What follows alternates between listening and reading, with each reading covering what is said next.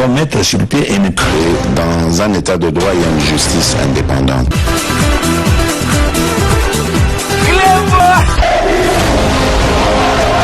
Ce n'est pas pour rien qu'il faut des conseils.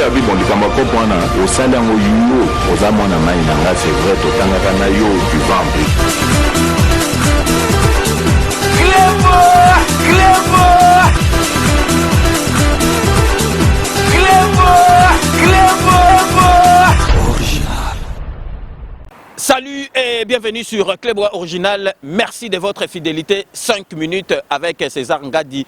Tout le monde est d'accord et il en restera ainsi pendant très longtemps. 5 minutes à l'élo, comme vous pouvez vous en douter, comme il fallait s'y attendre. Na koka ki kolekisa makambo tozo vivre te na ba réseaux sociaux parce que Congolais motema mabe. Congolais motema mabe nazana méchant ya kosakanate parce que vraiment totika biloba loba parce que réseaux sociaux ezali eloko moko bien ba ekolo mususu basa elango na masola ba ya malamu mais ndeka na loba biso ba congolais soki penza réseaux sociaux ezalaki neti permis de conduire à point où ezaka na France wa mbele ba point ya ba congolais to esila ba bimisa biso na réseaux sociaux botala buzoba elekaka na réseaux sociaux donc tozali ko loba lelo parce que nous avons un méchant ya koloba bomoni bino moko ba image etamboli mokili mobimba ba lobi ke ba base ba combattant ya IDPS ba kei ko attaquer ndaku ya cardinal Ambongo ba kei ko attaquer susu na Kasai kuna ba masolo ya église catholique mais peuple congolais vraiment ba kosaka bino facilement parce que peuple congolais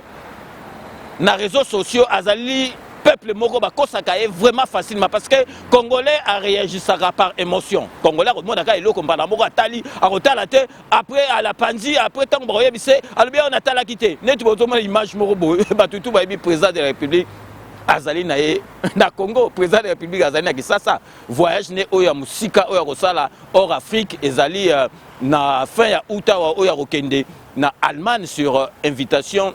Il y a Angela Merkel na makambo soki ya G5 wana avant wana azana nini mo mais bati image moko kala ya ndeko nanga moko azalaka pe vraiment ngolandi munene il y a 5 minutes na Canada que Félix Antoine Tshisekedi azali na Canada a commis na Canada donc azali visite surprise est-ce que président ko voyager bo président ko voyager bo balagisi et puis bazomona na kata image wana toza na période à Covid ba moni ata mutu moko te alati masque et puis président bozotande président zawana donc azolo ba makambo et puis bakota ta na kati moni président tango bantu bazui parole bazo féliciter ndenge ba nommer président ya UDPS wona ezalaki tango comme président UDPS azo sala tournée mondiale pour na ko féliciter ba membres mais bato comme président de la République azana Canada pour bomona kaka réaction ya congolais vraiment à kanisarate tozongeli sujet na biso ya lelo donc notre sujet d'aujourd'hui ndenge na bisaki bino tout au début de mon intervention ezali makambo tozali komona na ba réseaux sociaux bazali kolobake ba combattant ya UDPS ba kei ko attaquer ndaku ya cardinal Ambongo so nini boyebi bien sûr que boyeba nakanisi boyebi UDPS ndenge zali UDPS ezali parti politique donc et réagit ça penza donc so likambo ezali ba bomba na raté boyebi président de la République lelo a comme président de la République parce que yo que la base bon monaki donc ton ba kende basali complot na kati ya Genève neti ya za mutu moko donc motema malamu amoni ke basali complot albi bon botika kaka nzambe na nga sala makambu maintenant ngaki azonga base ebisi masolo wana tokoyi kondima yango te bapesi même ultimatum bomoni ndenga changer ki boule yango na grâce ya base lelo président de la République akoma président de la République boyeba ke ba combattant ya UDPS basala biloko en catimité en cachette on a boututé basala kana muli bosi bomona ke tant bazalaki d'accord te na ba député a parlé du peuple ndenge ba kitaki na parler du peuple et puis ceux qui sont d'accord te ba relaxa ke baza d'accord te bozomona na relaxa bino ba image bokota na ba image bozomona penza ke bato bati wana bazali bato a PPRD donc PPRD a comme ko jouer ba rôle moko pona ko reverser ka ke donc ba monike donc seni ezo sala ba manœuvre mbongo bazo lingetele mususu na bato ya IDPS kate ezali ba congolais mobimba ke bazomona kaka mbongo te bazomona ke ba catholique bazo sala ba jeune na bango et puis na koyeb sabino et bandi le loté na kolaki sabino na ba image ke bomona donc sango ye moko azopoata ba catholique azoba poata te azoba vérité ke ba catholique bandaka la ba bandoko sala sia ba bandoko sala ba mindele soko ke otubela ale bazuba maloba no mwaka lobi ba okanga yo donc tozonga na bota na bino moko bokomona ke ba combattant oyo bazali ya UDPS rien à voir donc ba jona msuku ba bosani kolongola ba béret rouge na bango bobi ba béret rouge ezali batu ya nini ya FCC batu ya PPRD donc soko lobi PPRD o lobi ba mo Fayulu donc ezali batu ya Fayulu mélanger na PPRD bango mtu ba keko sala masolo wana po donc yombo wana ekwela batu ya UDPS ba combattant UDPS ba sala masolanda ba combattant UDPS ba repesa penza jour ba rosala pe ba lagisi bino ke ezali bango donc bino mo bolanda na bilili donc restez connectés sur Clébois original à tout de suite.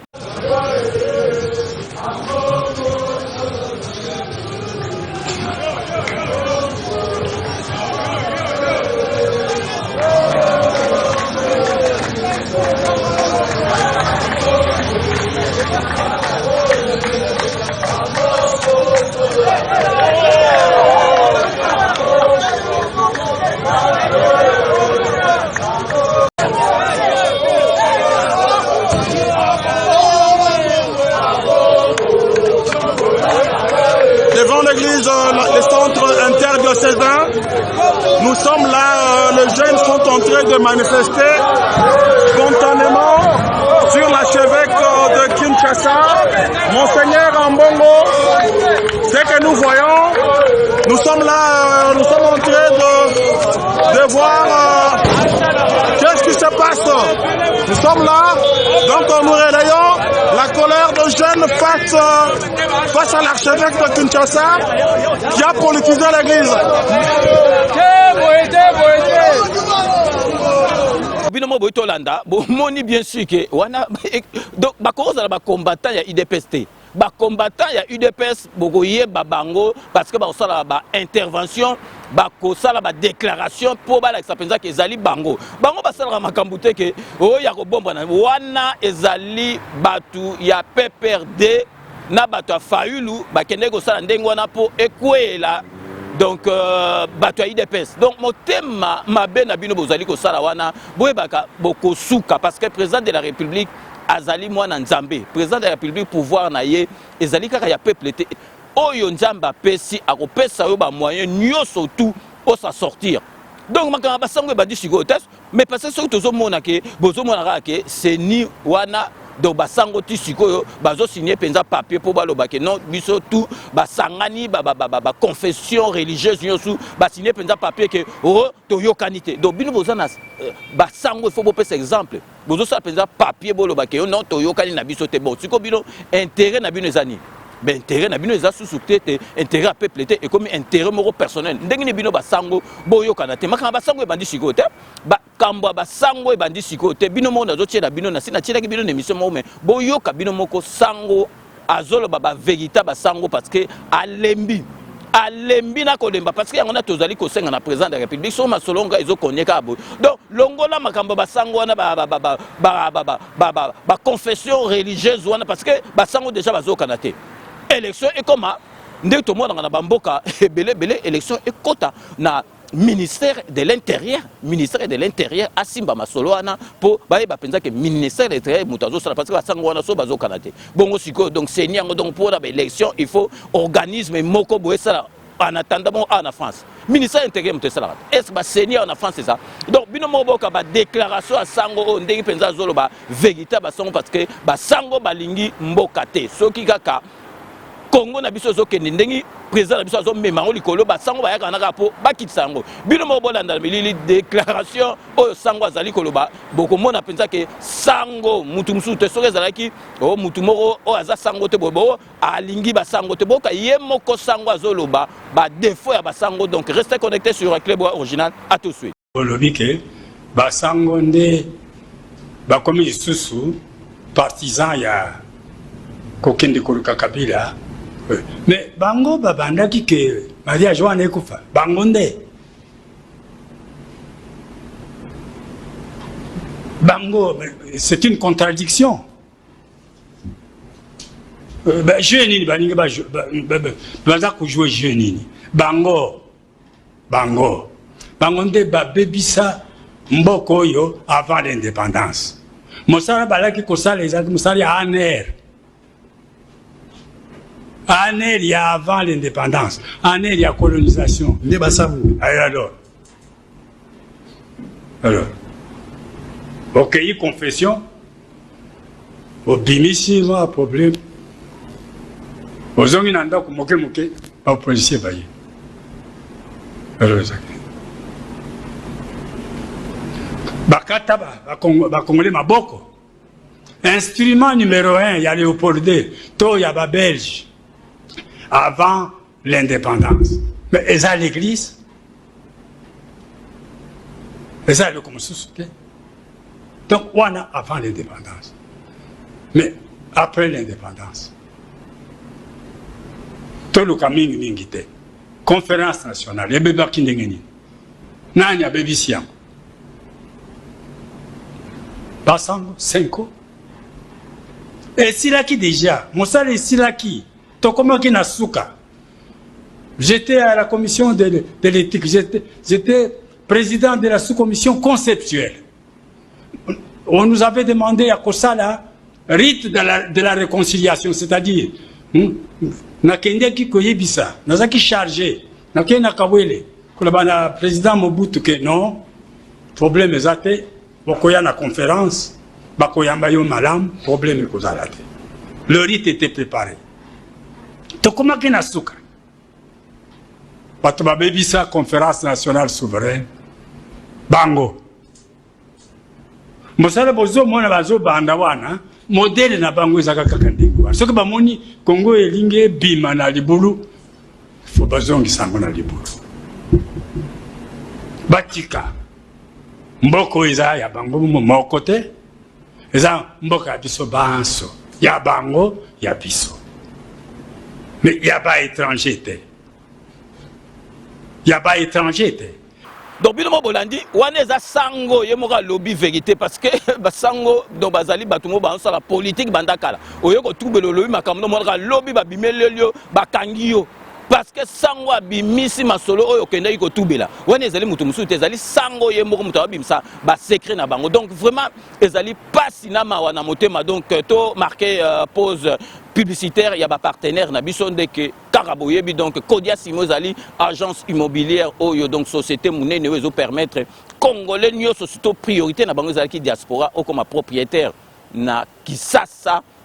Na Congo, na Ndaku déjà à 2 chambres, il y a moins de 50 000 €. Donc crédit bakozola bango moko donc ozo futa moins de 500 par mois. Donc Kodia Simo yangonde makambu. Et puis boyebi ke tozali na balise sanitaire flat o tozo recommandé bino ba tu nyoso to bazali ko kende. Kuna nakati yamboka boke nikolala na balise sanitaire et puis boyeba ke donc Sepela TV décodeur ya bana mboka mike parce que préférence ya mwana mboka ezali orange te ezali donc buigite mutu akoyeba ezali bana mboka Sepela TV donc bolanda ba partenaire na biso donc restez connectés sur Club Original. À tout de suite. L'entreprise Kodiasimo présente la cité Kimia. Vous êtes congolais de la diaspora ou fils du pays? Venez découvrir et investir au sein de la nouvelle cité Kimia. Le groupe Kodiasimo vous propose une cité résidentielle avec plus de 450 maisons modernes, construites aux normes internationales et surtout à des tarifs très attractifs. À la cité Kimia, vous trouverez aussi un espace commercial avec plusieurs commerces et services de proximité, tels que des boutiques de prêt-à-porter, des restaurants, des boulangeries, des salons de coiffure, mais aussi des banques, des pharmacies, l'hôpital de la diaspora. Investir à la cité Kimia, c'est contribuer au développement économique en République démocratique du Congo. Mais c'est surtout croire en un Congo nouveau. La cité Kimia est située dans la commune de Maluku, à seulement 25 minutes de l'aéroport de Njili, 10 minutes de Safari Beach et 15 minutes de Kinkole. Alors ne tardez plus, venez et construisons cette nouvelle cité. La cité Kimia, un havre de paix à Maluku, le nouvel Eldorado du Congo. Kodiasimo, la meilleure adresse pour construire la vôtre. Bonjour, alors nous sommes ici sous la concession Kodiasimo, où sera érigée la cité Kimia, avec différents lots. Donc les lots A, comme nous l'avions annoncé, les travaux vont débuter au mois de décembre, donc c'est très bientôt. Nous sommes là avec des experts, nous sommes là avec nos architectes, nous sommes là avec les géologues, nous sommes là avec tous les experts dont on a besoin pour pouvoir viabiliser les terrains. Les travaux sont là, la concession est là, nous avons une belle concession de 34 hectares sur lesquels nous avons érigé ces travaux. Donc nous vous remercions de la confiance que vous nous avez témoignée jusqu'ici, pour ceux qui ont réservé leur lot, pour ceux qui nous ont appelés des par le monde, États-Unis, la Suède, on n'oublie pas, le Japon également, la Belgique et la France. Là maintenant nous sommes à Kinshasa, nous allons débuter la commercialisation à Kinshasa. Nous vous avions réservé les meilleurs lots, nous avons réservé la première partie de commercialisation d'abord à vous qui êtes à Diaspora. Et maintenant nous allons lancer la phase de commercialisation à nos frères qui sont ici à Kinshasa. Il ne reste plus beaucoup de lots pour la Diaspora, donc il nous reste quelques lots et ensuite ça sera ici à Kinshasa. Merci de votre confiance, nous allons travailler pour vous, pour que nous puissions mériter votre confiance. Donc le programme Kimia est bel et bien là, les travaux vont bientôt débuter et voilà la concession. Je vous remercie beaucoup. Banaki, après le lancement de Kodiasimo na Poto, nous avons na Kinshasa pour la réalisation.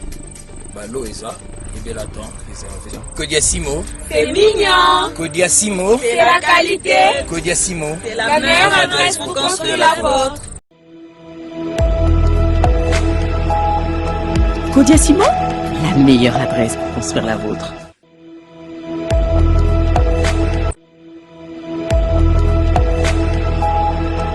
Kodiasimo, la meilleure adresse pour construire la vôtre.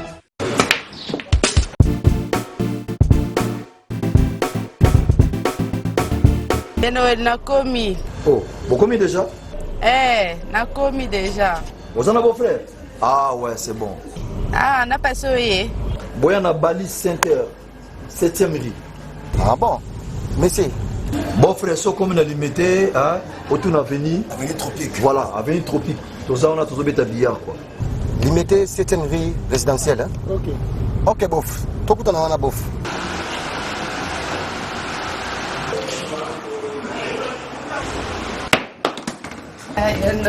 Oh, ma petite sœur, ça va? Waouh, bon. Ça fait longtemps. Ouais, ça fait longtemps. Tu es pour notre mariage. Tout justement, salle de fête Pésalia, il y a bien kitoko. Ok. Hein?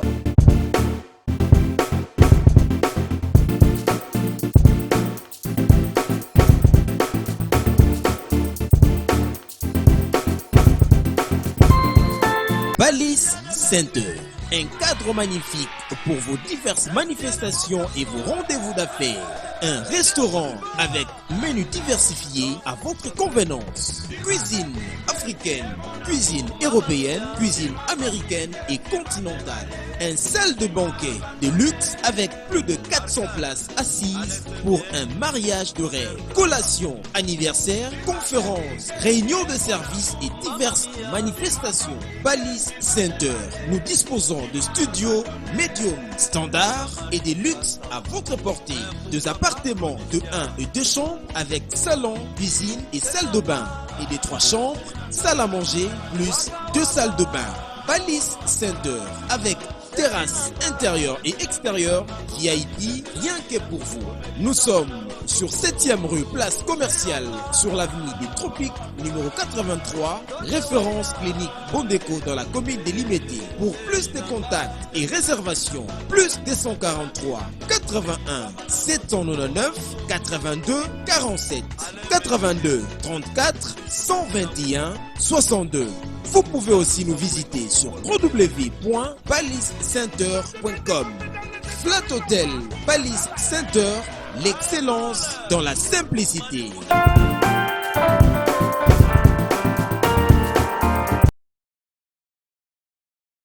Sepela TV eye na makambo ya sika lisusu. O ba chaîne ya France eza na kati. Ba chaîne ya Congo eza na kati. Ba chaîne ya Londres eza na kati. O na makambo ya politique ya sika. O parti AA eza na kati. O parti BB. O CFAIO eza na kati. ya Sepela TV. Bouquet comme ya bouquet boy. O tina poche voyager na ngokeno partout lingi. Na bouquet no ya Sepela TV. Sepela TV. Même ma biso n'engozo même biso wana 4K. Machine ma daka daka. Sepela TV. Bienvenue dans le monde de Sepela TV. Sepela TV est le décodeur qui vous permet de suivre les chaînes du Congo en direct de la diaspora.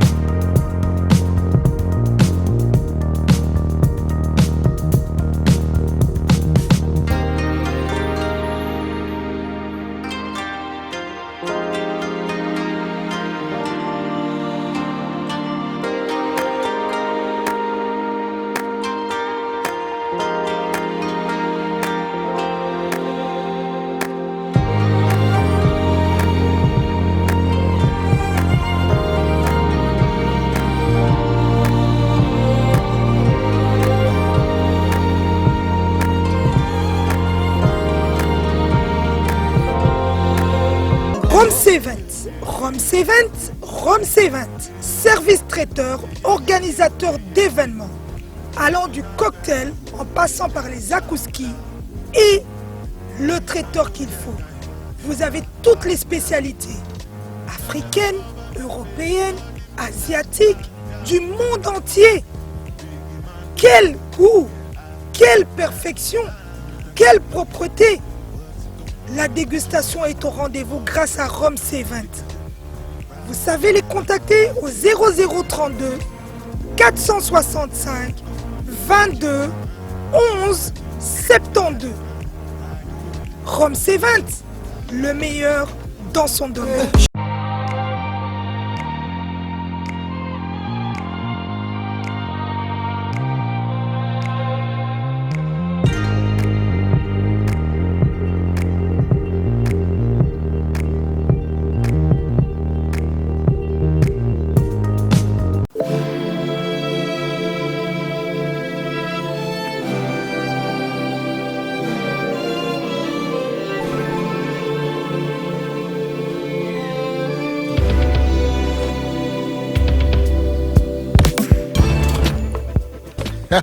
Chers amis, Adi Loba, Adi Loba, oui, naeko Loba, awa toza, et pas Maman Nicole, styliste, modéliste, Nicole de Paris.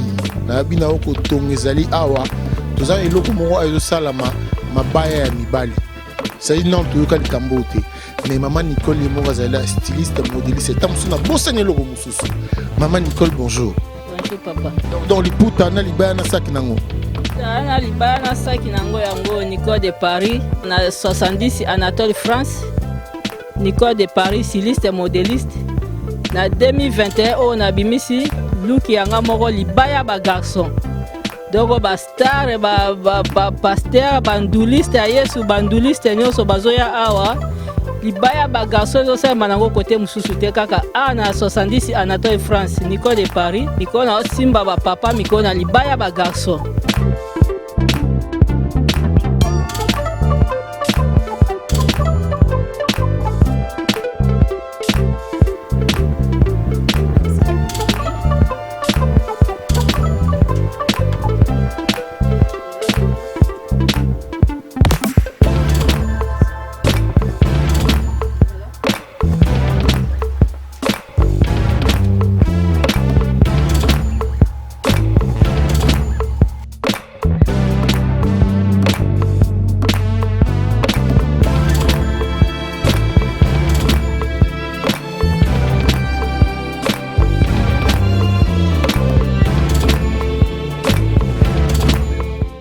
Restaurant Galaxy Mambo, aux spécialités franco-africaines.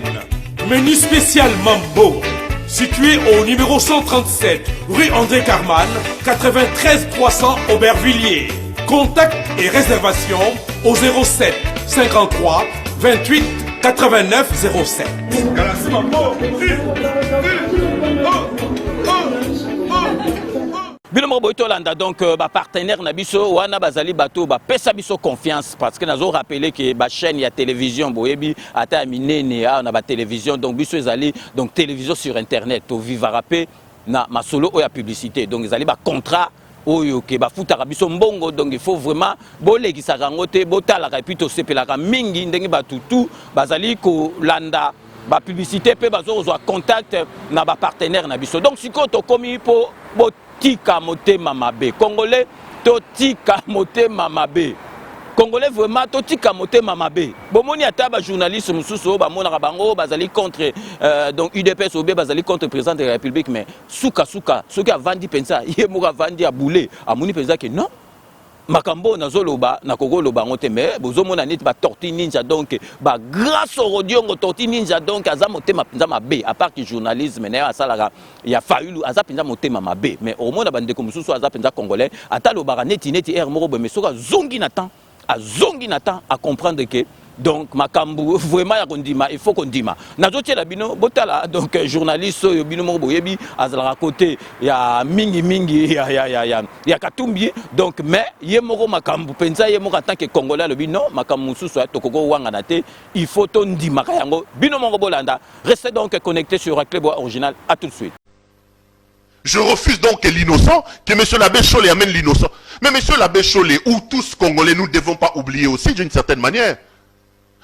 Le président de la République, Félix-Antoine Tshisekedi, peut d'une certaine manière avoir des arguments pour aller solliciter le suffrage des Congolais en 2023. Lorsque Tshisekedi prend le pouvoir ici en 2018, n'oublions pas les amis, que quand Tshisekedi prend le pouvoir, Moïse Katumbi Tchapo est en exil. Aujourd'hui, je suis heureux de voir notre démocratie transpirer. Prenons par exemple la loi Tiani. Vous connaissez ma position. Je suis contre cette loi parce que je trouve qu'elle est clivante.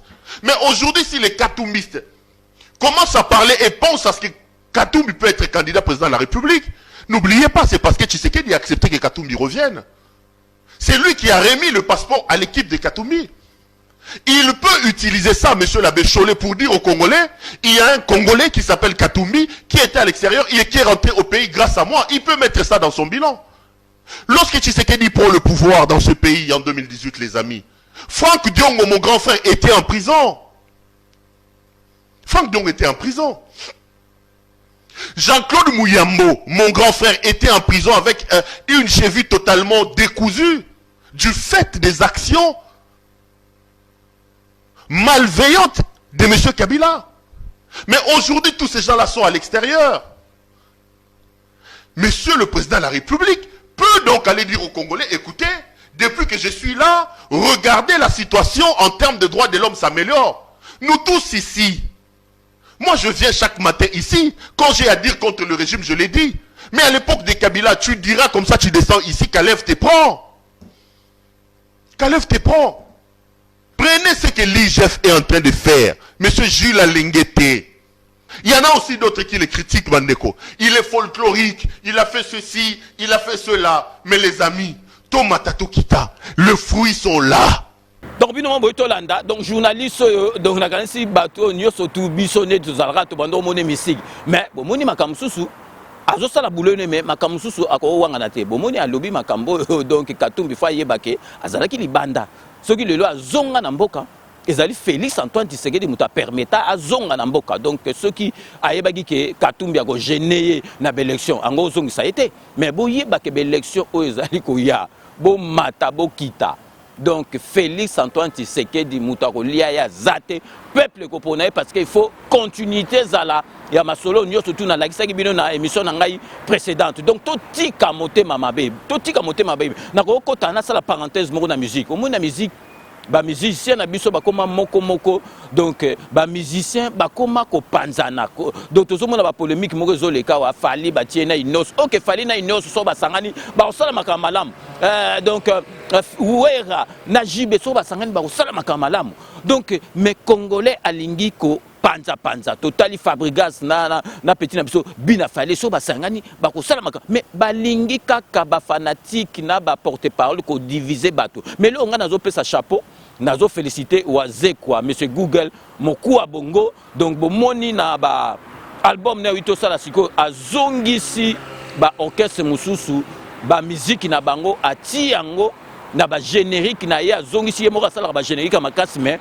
ati ba générique ya orchestre mususu na ndenge bozomona po bomona ke mutu moko humble azali ko obligé sala te parce que moko pe ko zongisa ba masolo na ye mais a pesi honneur na Zaiko na ba wenge na ba musique o ese beta po alakisaki azali na motema malamu bomona ka ke musicien motema malamu et ko yeba na kaka na ba acte bomoni quand même na sima donc to linga to sangana au lieu division memaka eloko moko te soki batu ba sangani force ya kandeko donc lelo ezali ka to beta sete boye bake batu oyo bomoni wana ba combattant na bazali ya IDPS te ba combattant na bazali ya PPRD mélangé na oya Fayulu pour bakende ko sala ba makambo bazo sala bimaka ke église catholique bayaki ko saccager ba makambo na bango na bato ya IDP ça n'a rien à voir yango na lelo il fallait pensa na beta c'était na ko tika yango te donc avant to remercier donc bato balandara biso bobika base vraiment to ko tika yango te vraiment to ko banda vraiment na communiqué moko nécrologique bobiki na epsaki bino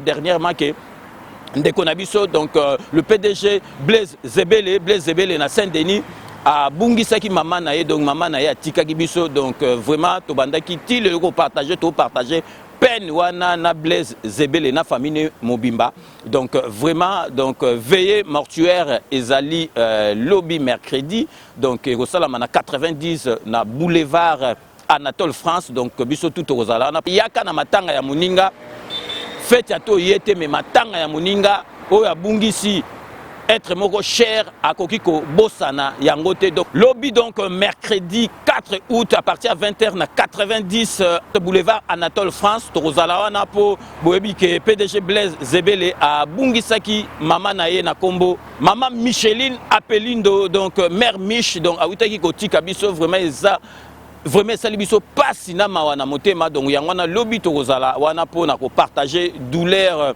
ya ndeko na biso Blaise Zebele vraiment donc na bandaki na message wana na communiqué wana nécrologique pour vraiment tozala wana to assistaka ba ninga na biso bandeko na biso soki bazui pasi donc après message wana nazali ko kende mbala moko na kati États-Unis d'Amérique pour na ko souhaiter bon et joyeux anniversaire na petit frère propre Alain Yeye aza petit na penza quartier donc vraiment donc sengotro donc Zambe abatela yo Alain Yeye azali ko fêter anniversaire na ele kaki lobby donc na tenaki vraiment na pesa ye yango na 5 minutes avec César Ngadi parce que yazali molandi mo nene ya 5 minutes avec César Ngadi depuis même radio donc Alain Yeye moninga ya Doudou Swami Doudoulé donc Alain Yeye merci à trop donc vraiment bon et joyeux anniversaire mais Alain Yeye na bikara ozo betaka ba soin mais Alain Yeye ko kansate ko leki vieille na ambassade petit yo kansate ko leki vieille osala na niveau ya papa na biso Yeye était mais petit na mona ba tendance ba harmonie couleur donc une fois de plus bon et joyeux anniversaire na yo Alain Yeye. Donc toko pesa sikoyo base donc ba dédicace et puis ba remerciement na bato tout balandara biso na robanda na Pedro Pedro na ebe esika vandara te mais na mona vraiment ba commentaire na e arataka ba commentaire te donc Pedro merci na nyoso tout au sala rapport na 5 minutes avec César Ngadi.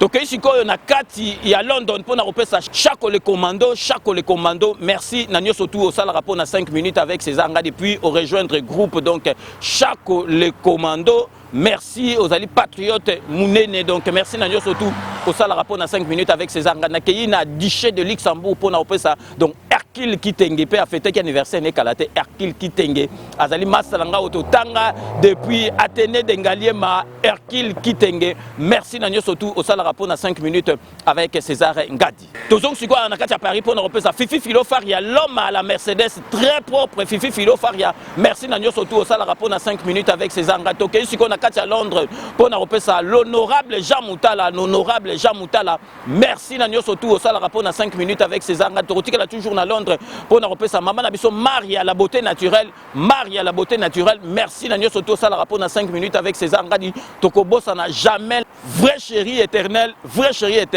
Beloti Mavungu na kati Espagne, Beloti Mavungu na kati Espagne. Merci na nyoso tout au sala rapport na 5 minutes avec César Ngadi Tokosugi sawa na kati ya France pour nous repérer donc Thomas Mbona, merci na nyoso tout au sala rapport na 5 minutes avec César Ngadi. Donc c'est la fin de ce 5 minutes avec César Ngadi. Merci de l'avoir suivi.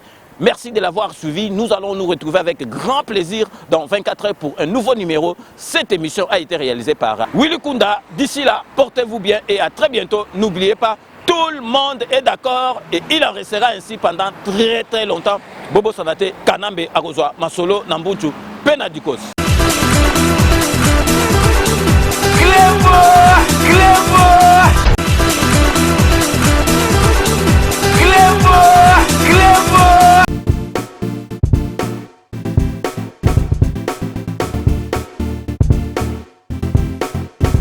On doit mettre sur pied et dans un état de droit, il y a une justice indépendante.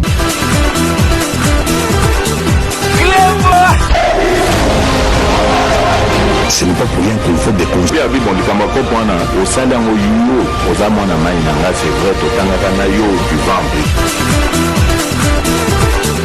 Clébo